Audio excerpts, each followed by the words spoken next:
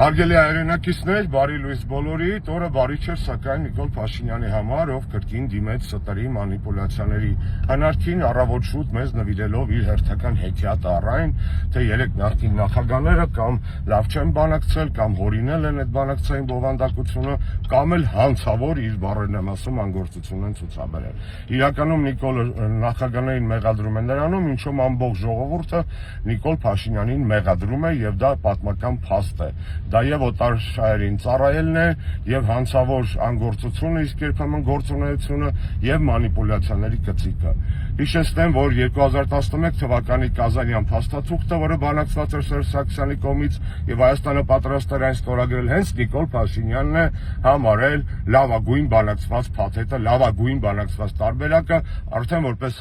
ոչ բարով վարչապետ ազգային ժողովի ամբիոնից։ Ինչ վերաբերում է, որ հարցը ձգձգվում է դե լուծեիք, ապա օրինակ բերեմ ձեզ, Իսրայելի այսօրվա վարչապետը կարա ասի 80 տարի հարցը չեք լուծել Պաղեստինի, ես հանձնվում եմ, կամ Կիպրոսի ժողովուրդը կարա ասի, որ 52 տարի է այդ հարցը չի լուծվել, մենք հանձնվում ենք։ Նախագահները լուծում էին այդ հարցը, ուժեղացնելով բանակը եւ Հայաստանի դիրքերը ամրացնելով բանակցային սեղանին, այն ինչ քանդեց հետո Նիկոլ Փաշինյանը։ Չխաբվեք Նիկոլի ստերին, լավ շաբաթ բոլորիս։